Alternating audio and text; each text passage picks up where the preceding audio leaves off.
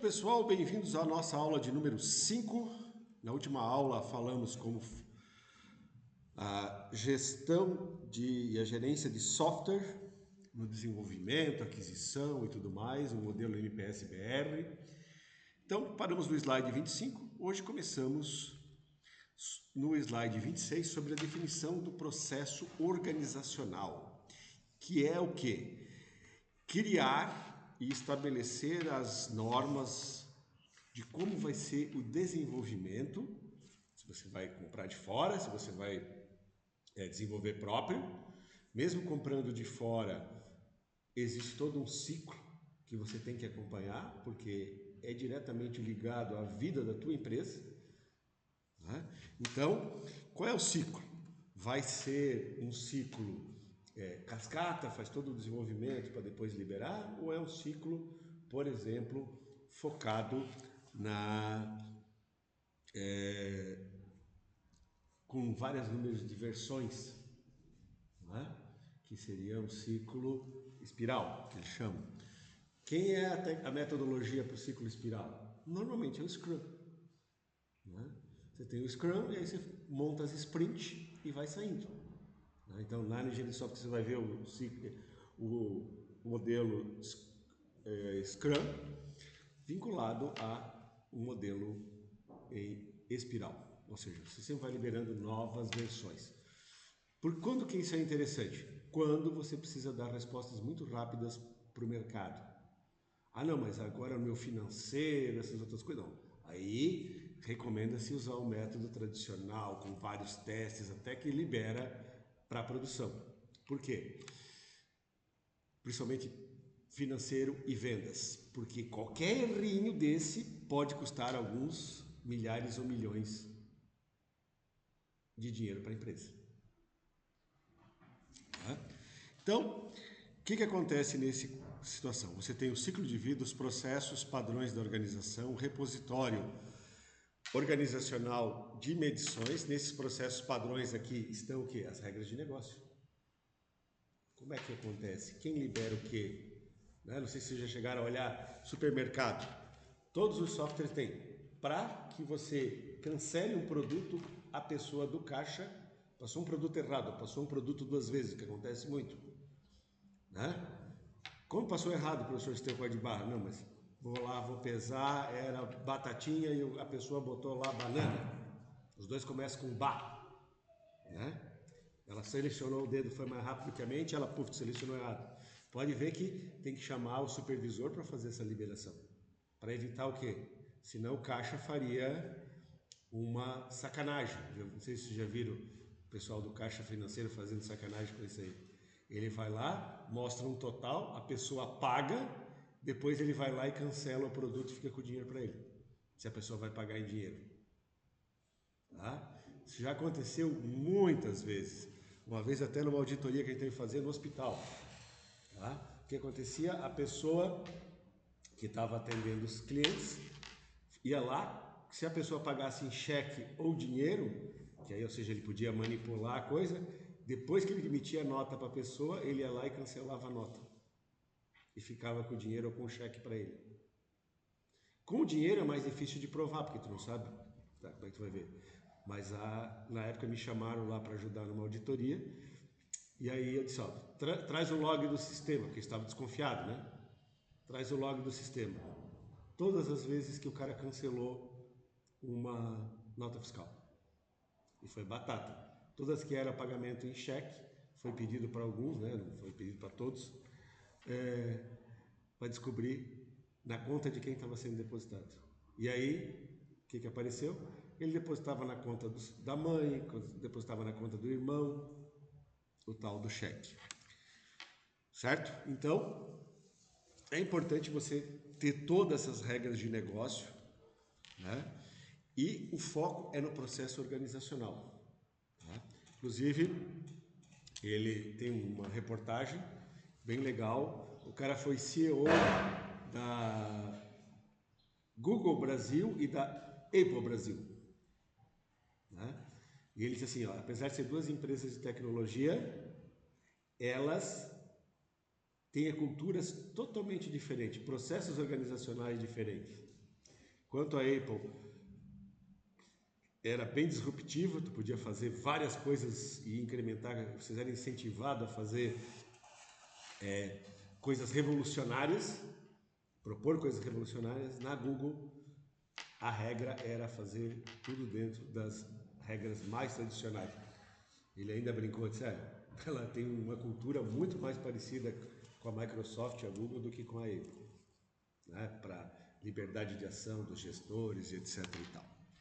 Então, se tu pegasse todas as faculdades, as regras do Instituto Federal de Santa Catarina são diferentes das nossas regras, apesar de sermos irmãos. Da Universidade Federal é bem diferente ainda, né? Como é que são o quê? Quais os processos? Quais as instâncias de aprovação? Né? Já começa pelo nome. Uma é com super, a outra é conselho universitário, né?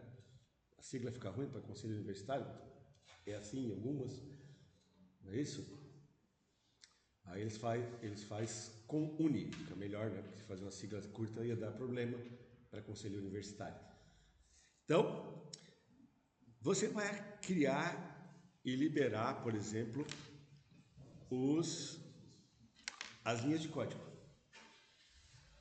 Só depois de vários testes é que faz a liberação. Tu quer ver quantas vezes se testa e se verifica os softwares bancários antes de fazer uma liberação?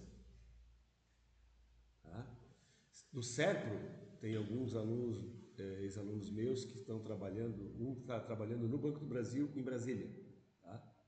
Ele disse, professor, a gente libera um beta teste. Aí só os funcionários internos é que estão fazendo lá os testes, as coisas todas. Depois de fazer esses testes, aí vai para uma outra gama de usuários, para depois liberar para a população em geral. Eles, porque, professor, se tiver qualquer falha de segurança, qualquer coisa que, por exemplo, vai fazer uma transação e não subtrai do financeiro da conta corrente, ou então deixa tirar mais dinheiro do que tem o saldo, isso gera um problema terrível para o banco. Tá? E aí considera o saldo, inclusive, com o cheque especial junto. Certo? Então, outra coisa importante é o treinamento organizacional, que é fazer o quê? Identificar as necessidades. Não só sobre o software, mas principalmente sobre segurança. Então, se vocês olharem as palestras da professora Serena Sullivan, falando exatamente dessa necessidade de treinamento do usuário. Afinal, o elo mais fraco é normalmente o usuário. Por ali que se consegue fazer a entrada nos sistemas. Por exemplo, a metalúrgica, nas visitas que a gente fez com a professora Serena, na metalúrgica Rio, que é a antiga Rio Sulense, eles lançaram um e-mail de phishing, de teste. Levou só 10 minutos para algum usuário desavisado, e olha que eles fizeram bastante treinamentos, ir lá e clicar em cima do phishing e passar os dados. Isso é o pior. Tá? Então, eu tenho que ter todo o repositório de treinamentos. Que usuários receberam que treinamentos? E as empresas estão fazendo agora. Você foi treinado, você assina aqui que você sabe que você não pode fazer tal coisa. Por quê? Porque se fizer qualquer coisa errada, você pode demitir a pessoa por justa causa. Tá? Então, todos os treinamentos que eu preciso fazer. Então, por exemplo, a SAP, não sei se vocês já ouviram falar na SAP, que eu mostrei na aula número 3, que é o maior ERP do mundo. O que eles têm? Eles têm uma política de treinamento. Então, se você quer conseguir empregos na Votorantim e nas principais multinacionais, na área administrativa, trabalhar com software, etc. e tal, você é obrigado a passar por esses treinamentos. Então, de vez em quando aparece, principalmente nas faculdades que tem curso de administração, engenharia de produção, né, uma gama completa de profissões que tem numa usina de cimento, lá como a Votorantim e Vidal Ramos, eles passam aqui e fazem os treinamentos, cobrando uma taxinha bem pequenininha. Aí quem tem esse certificado consegue entrar no processo seletivo mais facilmente e é contratado por essas empresas. Quem não tem, até pode ser contratado, mas vai ter que fazer o treinamento de qualquer jeito. né? Para ter essa certificação ali. Então, você passa a ter o que? A gerência integrada de todo o projeto. Vocês que já fizeram gestão de projetos e viram todas as fases da elaboração do projeto, você tem todo o acompanhamento, o que deu certo, o que deu errado, o número de horas previstos. Então, o que acontece? Quando é que a empresa consegue melhorar os processos internos de software? Baseado nos processos de softwares ou de módulos ou de sprints anteriores. O que deu certo, o que deu errado. E aí você passa a ser cada vez mais cauteloso e tem um grau de assertividade nesse processo muito maior. E aí envolve uma coisa importante, essa palavrinha aqui, ó, stakeholders. O que são stakeholders, professor? Toda e qualquer pessoa que tem uma interação com aquela organização ou com aquele sistema. Se eu fosse pegar o cigarro, quem são os stakeholders do cigarro? Nós, professores, vocês, alunos, e a secretaria, é o tripé inicial. Tem gente externa que tem acesso ao cigarro? Tem, os pais. Por quê? Porque quando o aluno é menor de idade, os pais têm direito a ter uma senha própria para consultar como está a vida do aluno. Por que nós, professores, somos orientados a todo dia fazer as chamadas certinho? Por um motivo simples, né? Primeiro, para o aluno saber se ele está dentro da 75% de frequência ou não, e no caso dos pais, saber se o filho faltou alguma aula.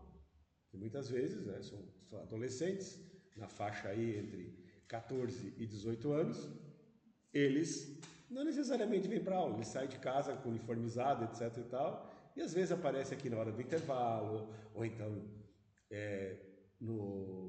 depois do almoço, que daí está liberado para entrar e sair de novo na hora do almoço, né?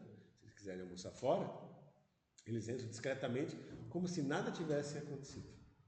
Então, no nosso caso, no Instituto aqui, uma das coisas que eles colocaram para fazer o gerenciamento do pessoal é aquele reconhecimento facial da turma do médio.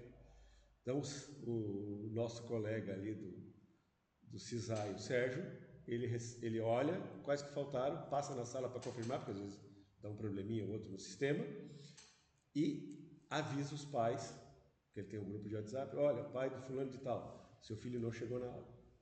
Até para ver, muitas vezes é porque o jovem lá, o adolescente está doente, ou porque teve uma viagem, alguma coisa assim, ele confirma, beleza. E alguns são meio ligeiros e não vêm para aula mesmo.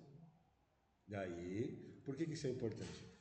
Porque qualquer coisa tem que acionar, inclusive, o conselho tutelar, se for uma situação mais grave.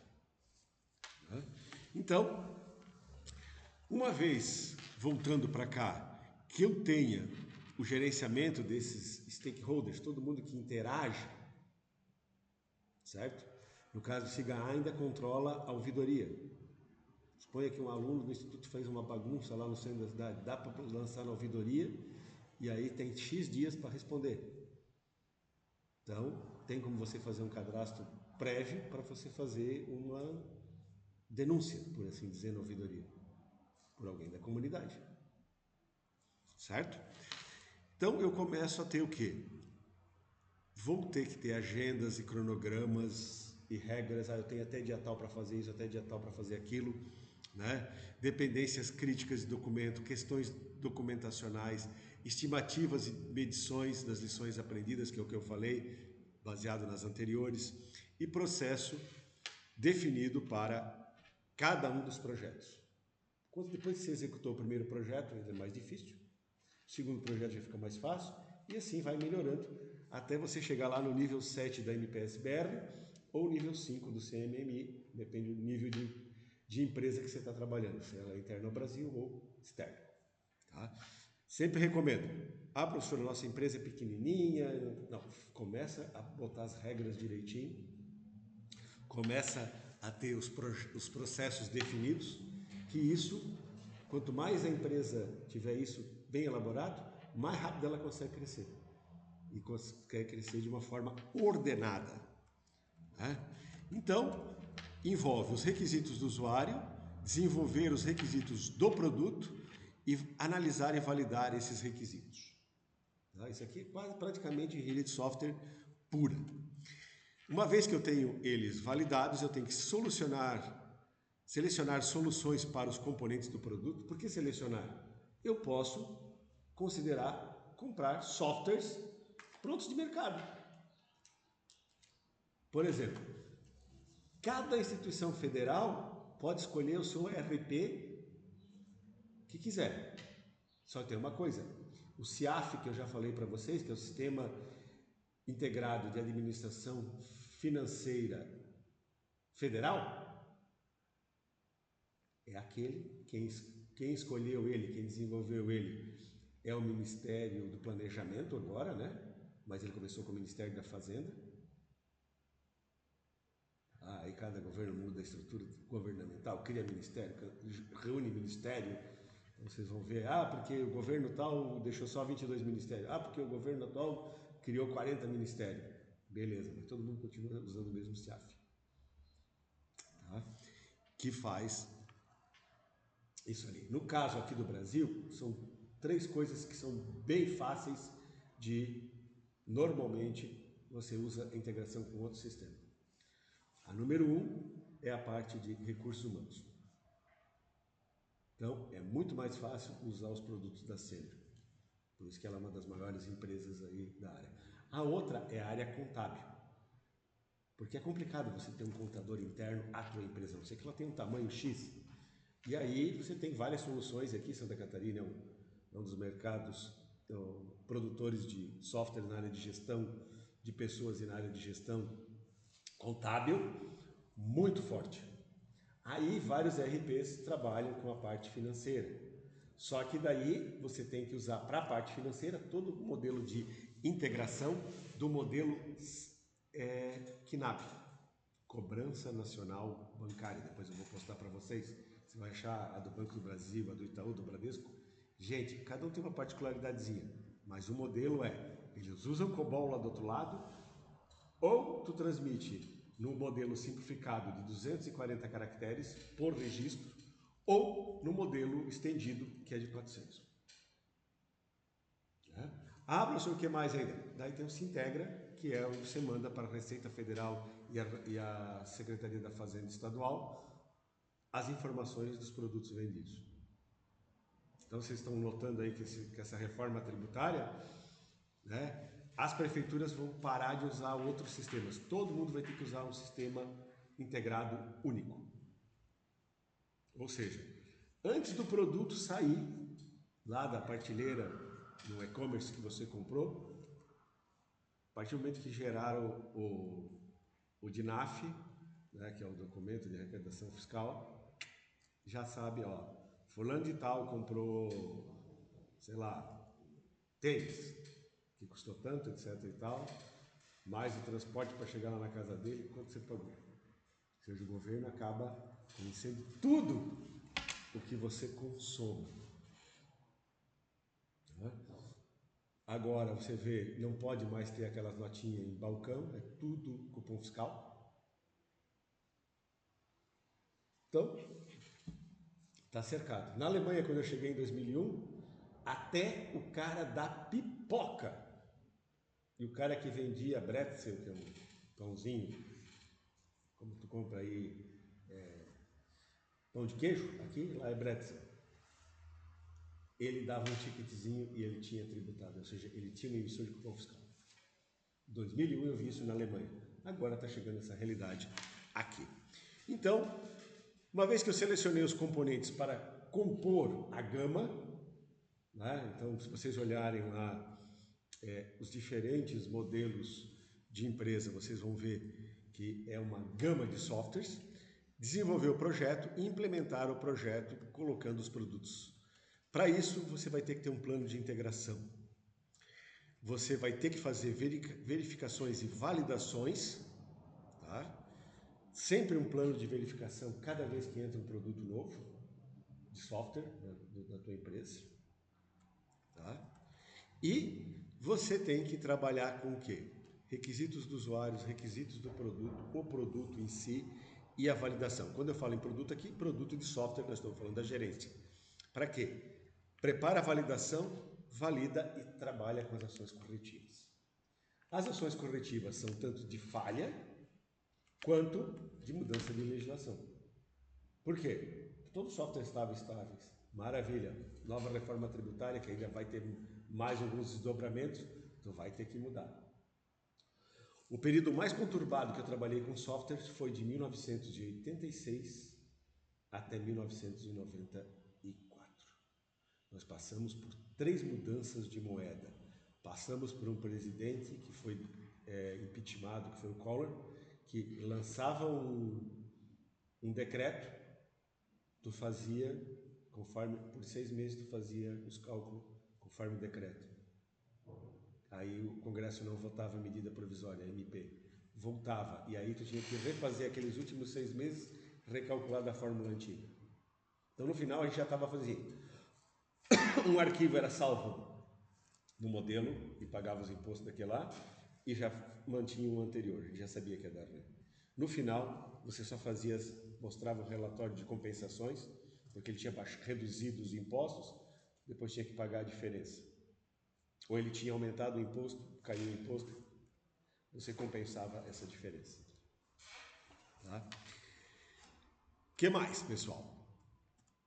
Você tem que analisar alternativas. Então você tem que ter guias para análise de decisão, selecionar as técnicas de avaliação, estabelecer critérios de avaliação e identificar propostas.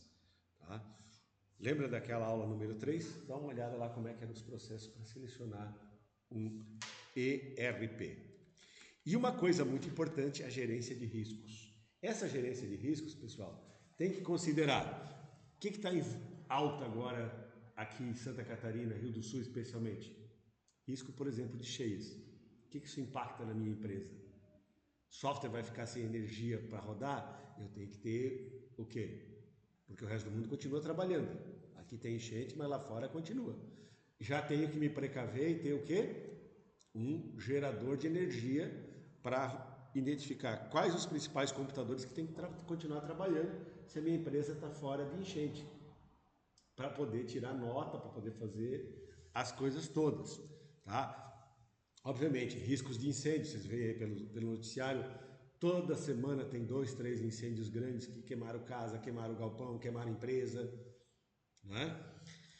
Outros, falhas de energia elétrica, que é muito grave aqui na região, né? Dá trovadas e tal, o gerador ajuda a resolver isso.